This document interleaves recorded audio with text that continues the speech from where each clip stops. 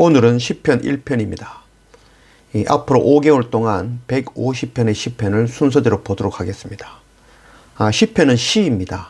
시편은 하나님을 만나고 하나님의 말씀을 삶으로 살아본 사람들, 곧 모세로부터 에스라까지 이 1000년 동안에 만든 노래로 사람들이 그 감격과 감사를 시로 적고 곡조를 붙여 찬양하는 노래입니다. 그래서 주님을 깊이 만나고 하나님의 말씀을 삶으로 살기 위하여 애쓰고 아파하고 눈물을 흘려본 사람이라면 이 시편의 말씀을 더 깊이 이해할 수 있을 것입니다. 시의 특성상 은유와 비유로 그 참뜻을 알지 못하면 잘못된 방향으로 읽을 수도 있는 것이 바로 이 시편입니다. 시는 한 단어와 문장마다 역사와 상황과 의미와 삶과 하나님의 뜻을 포함하고 있는 것입니다.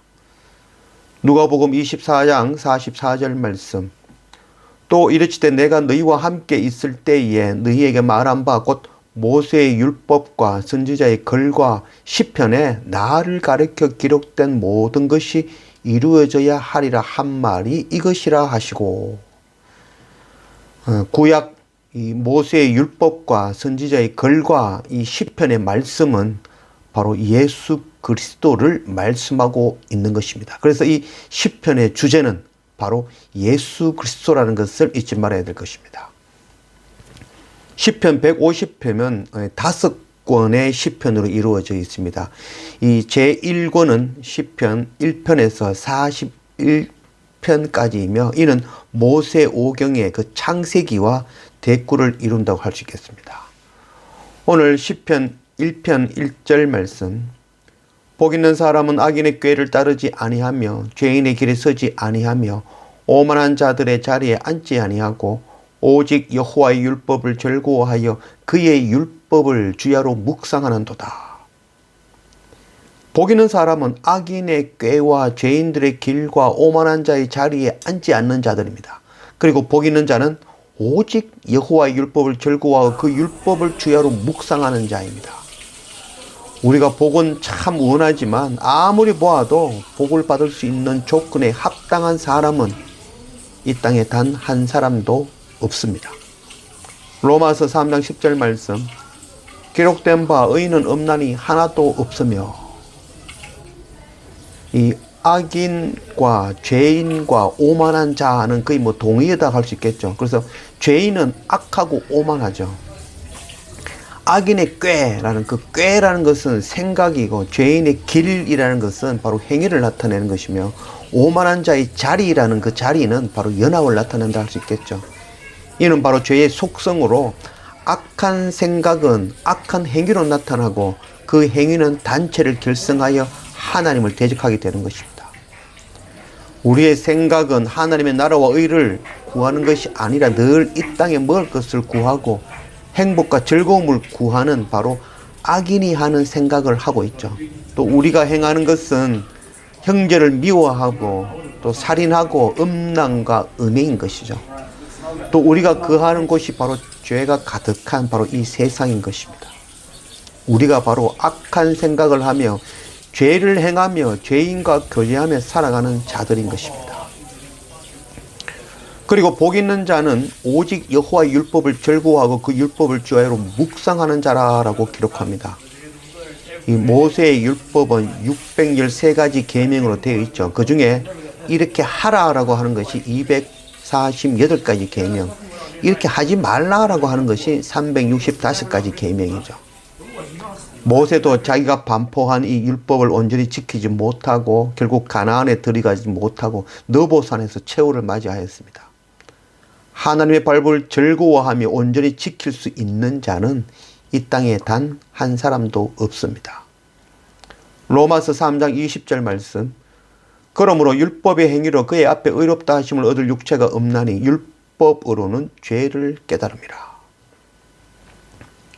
우리는 복을 받는 것을 좋아합니다. 늘 복을 구하며 살아갑니다. 그러나 결코 우리는 복을 받을 조건을 하나도 갖추지 못한 자들이라는 것을 알아야 될 것입니다. 참으로 복이 있는 유일하신 분은 바로 하나님의 어린 양 예수 그리스도이십니다. 우리는 내가 죄인임을 깨닫고 내 죄를 속량하신 바로 예수 그리스도 십자가를 의지하며 자기 십자가를 지고 참 복되신 주님을 따라가는 자들인 것입니다.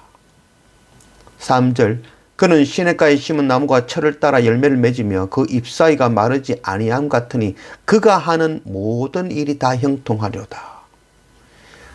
시냇가에서 심은이라고, 그 심은은 히브리어 사틀로 이미 심겨진이라는 의미입니다. 그는 참 복되시며 이미 태초부터 심겨진 참 포도나무 되시는 바로 주님을 나타내고 있습니다. 요한복음 15장 1절 말씀. 나는 참 포도나무요 내 아버지는 농부라. 5절 나는 포도나무요 너희는 가지라. 그가 내 안에 내가 그 안에 거하면 사람이 열매를 많이 맺나니 나를 떠나서는 너희가 아무것도 할 수 없음이라. 사람이 내 안에 거하지 아니하면 가지처럼 밖에 버려져 마르나니 사람들이 그것을 모아다가 불에 던져 사르느니라. 너희가 내 안에 거하고 내 말이 너희 안에 거하면 무엇이든지 원하는 대로 구하라. 그리하면 이루리라. 태초에 심겨진 나무 곧 예수 그리스도이시고 열매를 맺는 자는 참 복되신 주께 붙어 있는 가지인 것입니다. 여기서 그 씨내는 바로 자라게 하며 열매 맺게 하시는 성령님을 나타낸다고 할 수 있겠습니다. 그가 하는 모든 일이 다 형통하리로다. 그는 바로 예수 그리스도이신 것이죠. 복은 세상의 복이 아니라 바로 십자가 고난을 온전히 이루심으로 우리를 구원하시는 복음인 것입니다.